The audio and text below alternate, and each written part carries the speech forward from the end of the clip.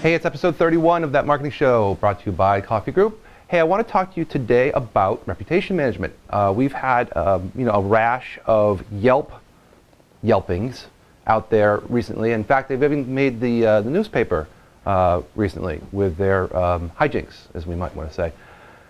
So really what's happening in the game of reputation management, which we're going to talk about today, is there's a misunderstanding in the field that, and we met with some folks yesterday who had this misunderstanding, that there's a way to fix reputation.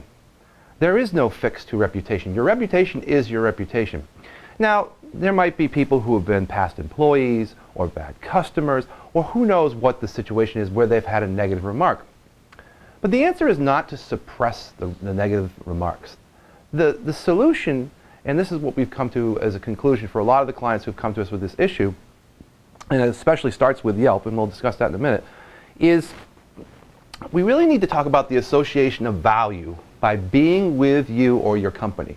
Because the critical component of trying to drive a better strategy for a reputation is this association of value, okay? So what Yelp has been doing is they're trying, and this is what their market is about, they'll, let's say, get 20 submissions to the property. It could be a restaurant, it could be a store, it could be anything. But they'll suppress a majority of the positive reviews and highlight the negative reviews as part of their strategy. Now they say technically they don't do this, but in reality, if you look at your Yelp, let's just say your profile, and you see a preponderance of negative reviews, but you know there are more positives than negatives, why are those positive reviews being suppressed?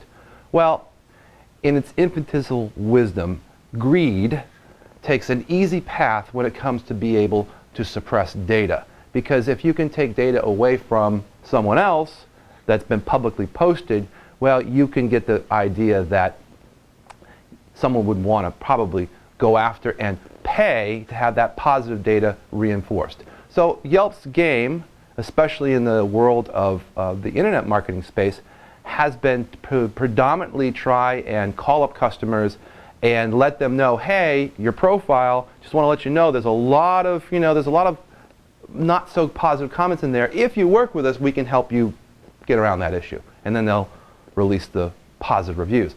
But Yelp is only 1% or 2% of really where traffic goes to on the internet. But perception is that people look at those reviews and they make their decision whether or not to buy. But actually, the complete opposite is true. This goes back to our statement. The association of value by being with you or your company is your reputation, not the 1% of people who look at a Yelp review and decide whether or not they're going to buy from your company or buy from your restaurant or buy from your association. So reputation management really depends on the success of those around who support you. So how do you do this? How do you fix reputation management? Well, the reality is you have to get engaged with your customer base. And how do you do that? Well, the most prevalent networks on the planet today, Facebook, Yahoo, Google, all of these environments have networks of people. All the customers who come to your location or customers who come to a business location and who also participate in these networks need to have direction given to them. But you can't force someone to put a positive review. You have to go back to our original statement. What's the value, the association of you or your company? And this comes down to think right towards people. What are the things that you can do that this is just like anything else. If you're in a meeting, you want to think right towards people. You want to do the positive things. So this is all about people skills at the end of the day. This is all about rethinking how you work the process of your sales. So at the end of a sales environment where you've made a sale or you've maybe had a customer come through and have a good experience, now you have to start to think about what's the next step that we can improve our reputation, and that's the people skills. So staying in contact with that customer or creating an environment where they can actually go and post reviews right afterwards, giving them a form at the end of the sale to say, hey, here's a form of all the wonderful people that have talked about our business. Can you add yourself to that list? This is not technical, and that's the thing that really I think is one of the challenges we face in this business is that people think that there's some technical thing that you can do to change your reputation. There isn't.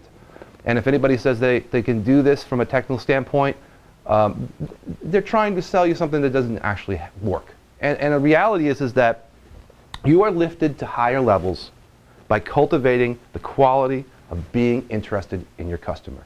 And that is reputation management. Hope this helps. Talk to you in the next episode.